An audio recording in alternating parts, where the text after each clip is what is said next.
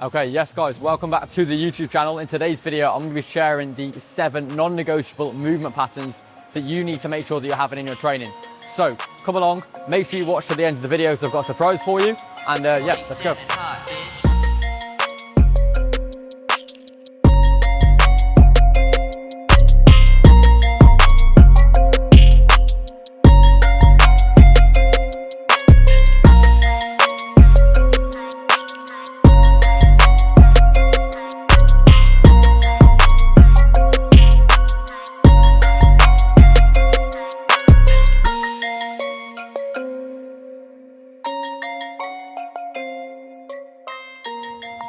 Okay, so movement pattern number 1 is going to be a squat pattern. Now, there's different variations you can have. You could have a barbell back squat, you could have a hack squat, you could have a pendulum squat, but the main point of this movement is you're going through a squat pattern. Now, it all depends on your ability. So there's benefits and pros and cons of each. If you were to have like a machine, if you were doing a hack squat as an example, more stability, less focused on balance, so you can probably lift a bit more weight, right?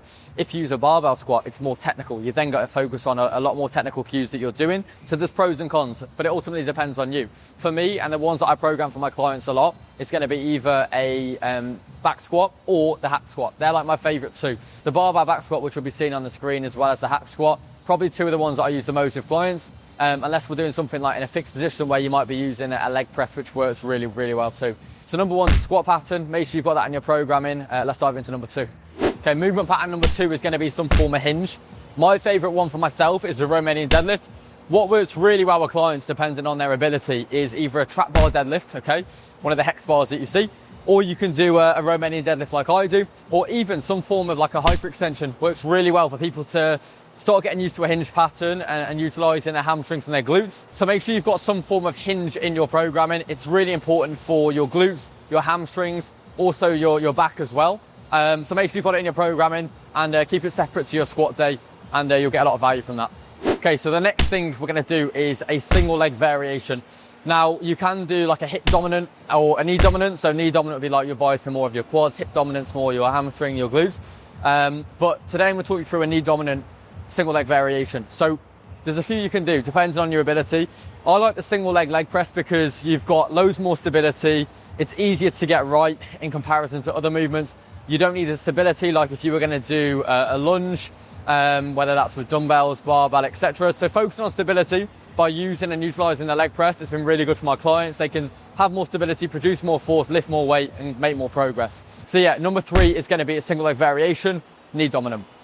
Okay, so movement pattern number 4 is going to be some form of vertical pull. Now, there's quite a lot of variations you can do. I do like to get my clients the way I train to try and get them towards a pull-up, but they're not always easy. And we need to sometimes add other variations at the start to get your muscles actually strong enough to start working towards a pull-up. Of course, you could do like an assisted pull-up, which works really, really well with my clients because a lot of them are trying to get to that stage. And then eventually you go body weight and then weighted, etc. But what you can also do is keep it really simple at the start and just do some form of pull down variation. You could do that with a wide bar, you could do that with a V bar, or maybe a mag grip like we could show on the video as well. So get strong pulling vertically. That's going to enable you to then progress through the different variations that I program. And yeah, your back and your biceps will grow a lot. Okay, so number 5 is going to be some form of vertical press. Now, we've got quite a lot of options here that work really well for clients. I personally love to program the seated dumbbell shoulder press as well as a machine shoulder press as well. Reason being, the machine shoulder press is really good, loads of stability when it's on a machine. It moves in one direction, you can't go too far forward or too far back.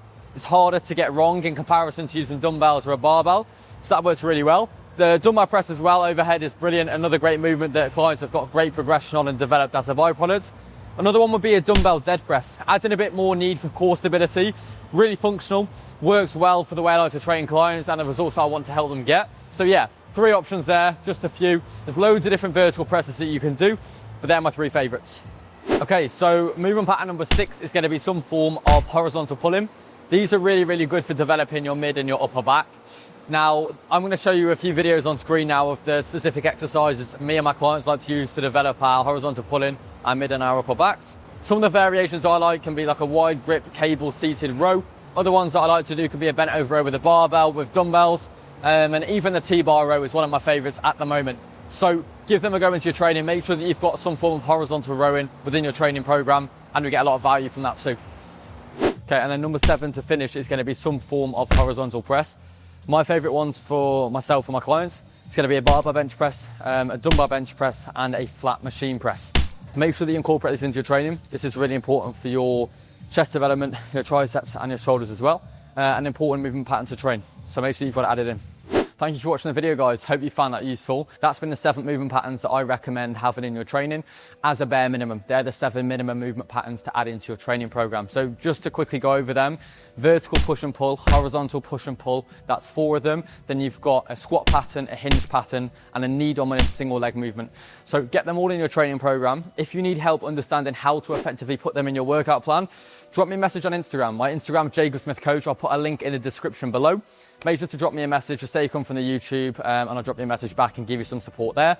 If there's any YouTube videos that you guys want to see, any information that you need help with, make sure you drop it in the comments below. I hope you found this video helpful. Like and subscribe, and I'll see you in the next video.